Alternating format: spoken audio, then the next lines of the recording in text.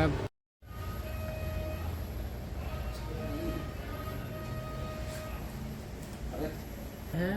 ओ हैं हैं हैं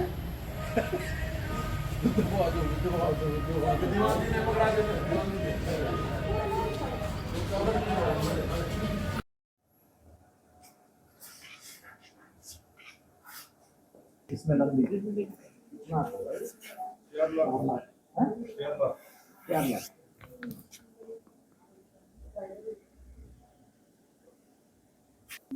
हाँ ये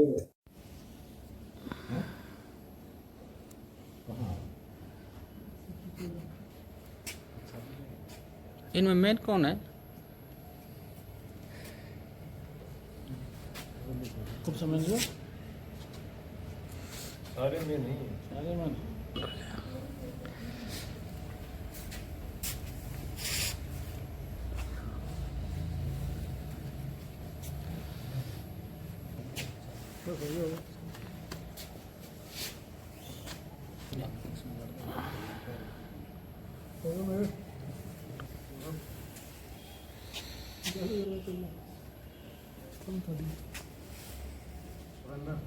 एक सेकंड बस मिनिस्टर मैंने आपने ले ली फोटो प्रेस नोट के लिए।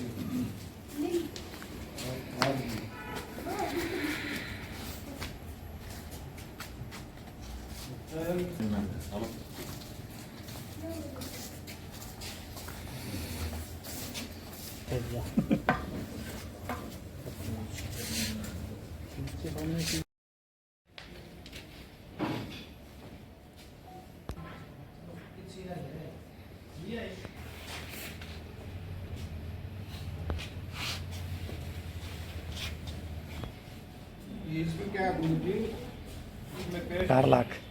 4 लाख 4 लाख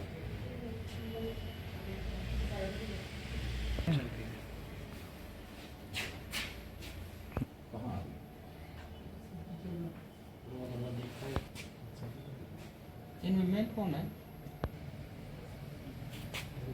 खूब समझ लो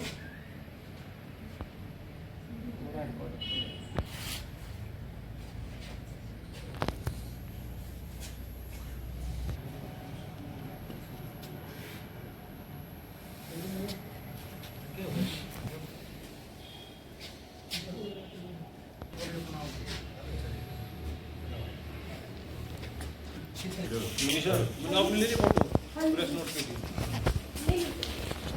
आज की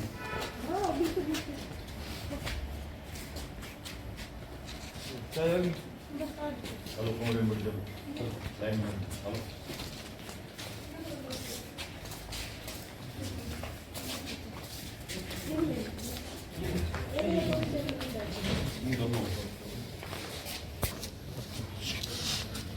उसके सामने से बुलंदा कर रखे चलो तेरा मैं 1 मिनट लाऊंगा ज़्यादा पड़ा दूसरी मजिस्ट्रेट वैसे बैठे आते फिर बैठे रहना पड़ेगा शाम तक शुरू से आना सारे पीछे ना कौन भी हूँ हो गई पहाड़ा में ईस्टर जो है जो हमारे मार का नाम है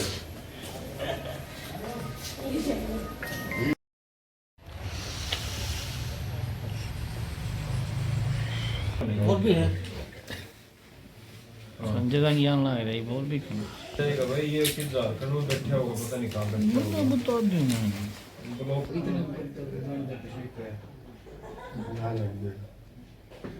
ब्लॉक ले ली कुर्सी ले ली। घर का मुझे देख लिए भाई।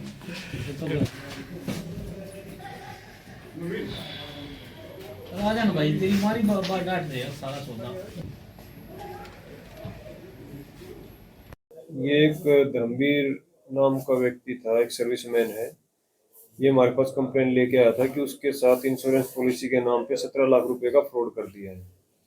इसके साथ 2019 में टेलीफोन के माध्यम से बातचीत शुरू हुई थी कि भाई आपकी एक अच्छी पॉलिसी कर देंगे जिससे आपको अच्छा रिटर्न मिलेगा। तो इसने स्टार्टिंग में पॉलिसियां करवाई, 2 पॉलिसियां करवाई। 2 पॉलिसी के बाद फिर किसी का कॉल आता है, अनजान आदमी का, जो किसी इंश्योरेंस कंपनी का अधिकारी अपने आप को बताता है कि भैया आपकी पॉलिसियाँ ठीक नहीं हुई है, मैं आपको नई पॉलिसियाँ दूंगा और उससे आपको बहुत अच्छा रिटर्न मिलेगा।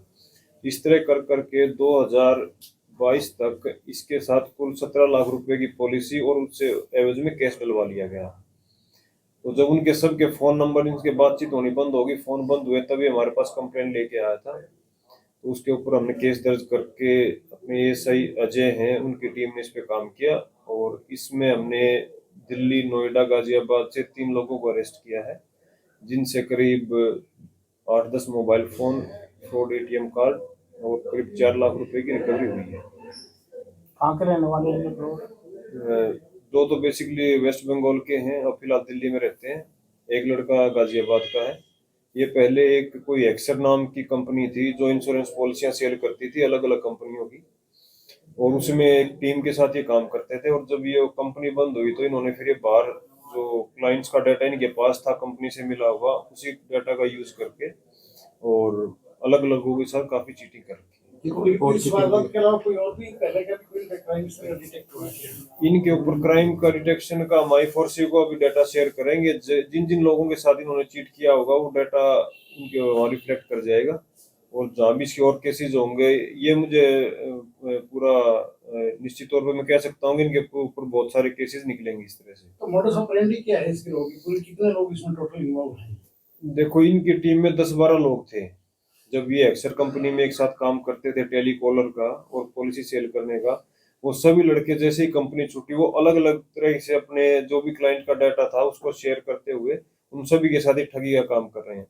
और जो सबसे मेन चीज इनकी एक है, जैसे क्लाइंट पैसा नहीं दे पाता इनके अकॉर्डिंग, तो उनसे कहते हैं कि आप अपना बैंक अकाउंट हमें दे दो, हम आपकी किस्त उसकी एवज में हम खाते से एडजस्ट कर लेंगे। तो इस तरह करके उन्हीं क्लाइंट से पैसे लेते हैं, जो पैसा देना बंद करते हैं तो उनके बैंक अकाउंट को फर्जी उसमें यूज करते हैं। तो इससे पहले कारण क्या बाहर गए ही ये लोग या फर्स्ट टाइम ही? देखो, अब तक जो हमने इनका डाटा चेक किया, अब तक ये फर्स्ट टाइम ही लग रहा है इनका। और जैसे I4C पे इनका डाटा जाएगा तो वहां से निश्चित तौर पे इनके ऊपर और केसेस मिलेंगे। कारण क्या मानते हैं? कोई ऑर्गेनाइजेशन के गठन करके काम कर रहे थे क्या? देखो, जो एक्सर कंपनी है वो बंद हो चुकी है, उसकी डिटेल हम निकलवाएंगे। वो एक प्राइवेट कंपनी है जो बाकी इंश्योरेंस कंपनियों का कमीशन बेस्ड पॉलिसी सेल करती है, ये उसमें काम करते थे पहले। कारण क्या बताया? नहीं, अभी कोई कंपनी नहीं। अभी ये अपनी गाड़ी में बैठ के फर्जी सिम लेकर और जो डाटा इनके पास एक्सर कंपनी से मिला हुआ था उन्हीं क्लाइंट्स के साथ चीट कर रहे थे अभी लगातार। कारण क्या बताया? ये बेरोजगारी बताया है या फिर कंपनी बंद? उन्होंने कारण बताया जैसे कंपनी बंद हुई, कोरोना टाइम में कंपनी बंद रही, कोरोना के बाद एक्सर कंपनी दोबारा शुरू हुई, उसमें काम किया, उसमें इनको कम सैलरी मिलती थी और सैलरी में भी जो भी इंसेंटिव आता था पॉलिसी सेल होने का वो भी बहुत कम था। उसके बाद इन्होंने ये काम शुरू किया। कितना पढ़े हुए, इंजीनियरिंग की हुए हैं या कुछ ऐसा प्रोफेशनल कोर्स? नहीं, एक ने बीकॉम की है, एक ने 12th की है, एक ने 10th कर रखी है। सर, जो पीड़ित थे जिन्होंने इंश्योरेंस कराया, क्या इनको किसी तरह का इन्होंने कुछ या हार्ड कॉपी या जो थी सॉफ्ट कॉपी किसी तरह का इन्होंने प्रूफ दिया था इंश्योरेंस का? पॉलिसी तो इन्होंने दे रखी है, पॉलिसी दे दी। जैसे कि इनका जो तरीका था कि जो पॉलिसी 15 साल में मैच्योर होनी थी उसको 5 साल बताते थे मैच्योर, 5 साल में मैच्योर हो जाएगी। और जो पैसा प्रॉफिट बताते थे उसको डबल करके बताते थे कि भाई आपको 15 साल के 5 साल के बाद इतना प्रॉफिट हो जाएगा। जो बेसिकली पॉलिसी थी 15 साल की और उसको 5 साल का बता के एक्स्ट्रा अमाउंट लेते थे उनसे। और फिर वो जो अपना क्लाइंट होता था वो उसको परस्यू नहीं कर पाता था, वो पॉलिसियां पेंडिंग रह जाती। फिर पेंडिंग किया जो फिर कहते हैं भाई जो पूरा पैसा मैं आपको वापस दिलवा दूंगा और एक अच्छी पॉलिसी आपको और दे देता हूँ। इस तरह के मामले हर रोज बढ़ते जा रहे हैं, तो उनको लेकर क्या कर रहे हैं, क्या कहेंगे? देखिए, मैं यही कहता हूँ कि आपको कोई भी पॉलिसी लेनी है आप लोकल ऑफिस जाए या लोकल एजेंट है उसके माध्यम से आप बात करें। जो ऑनलाइन पॉलिसी सेल करते हैं वो मैक्सिमम फ्रॉड है और उनकी कोई लायबिलिटी नहीं है। सर, जो ये पॉलिसी दी गई थी वो किस कंपनी के नाम पर दी गई थी? देखो, इसमें अलग अलग 6 पॉलिसी इनको दी गई है।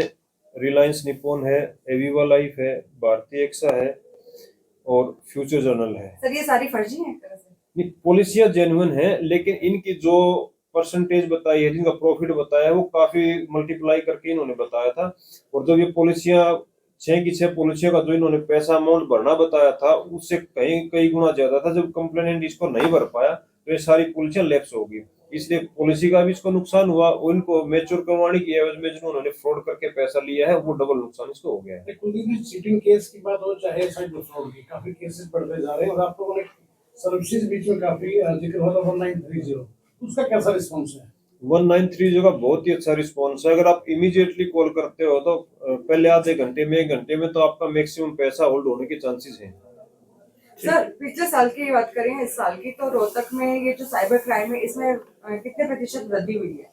देखो, प्रतिशत की वृद्धि को तो मैं एग्जैक्ट नहीं बता पाऊंगा आपको, लेकिन जो टास्क बेस्ड फ्रॉड है, जो वर्क फ्रॉम होम है, जिसमें पढ़े लिखे लोग ज्यादा ठगी का शिकार हो रहे हैं, वो सबसे ज्यादा बढ़ा हुआ है, जिसमें मैक्सिमम शहर के सिटी एरिया के लोग उसके अंदर इन्वॉल्व हैं और उनको ऐसा लालच दिया जाता है कि आप वर्क फ्रॉम होम के नाम से आप काम करो और आपको कई गुना ज्यादा पैसा मिलेगा। तो वो क्राइम सबसे ज्यादा इस साल में बढ़ा है। पीड़ितों में महिलाओं की संख्या ज्यादा है या पुरुषों की या बच्चों की? वो बराबर है, महिला और पुरुष ज्यादा, बच्चे बहुत कम है। बच्चे नहीं है, बच्चे तो गेम वगैरह में तो पैसा लगाते हैं, लेकिन फ्रॉड में पैसा बच्चों का नहीं है। लोगों को जागरूक करने के लिए आप क्या कर रहे हैं?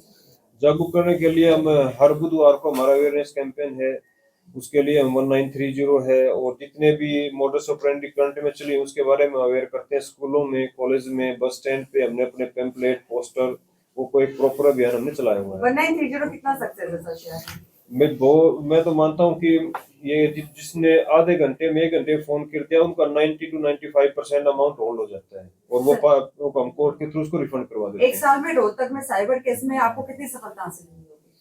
देखिए, हमने बड़े बड़े केसेस काफी ट्रेस किए हैं। एग्जैक्ट फिगर मैं आपको नेक्स्ट प्रेस कॉन्फ्रेंस में बता पाऊंगा। अभी हम इसी केस के रिगार्डिंग ही हमारा अपडेट है और हमने मैक्सिमम जो बड़े फ्रॉड्स थे उनको हमने ट्रेस आउट किया है और काफी लोगों को बिहार से, वेस्ट बंगाल से, मुंबई से, गुजरात से और जिसमें नाइजीरियन भी गिरोह के लोग भी शामिल हैं, उनको भी हमने अरेस्ट किया है। मतलब अधिकतर जो भी गुनाहगार होते हैं, जो अपराधी होते हैं, वो बाहर के ही हैं। ये अक्रॉस स्टेट है, वो यहाँ लोकल कोई नहीं है। ठीक है सर।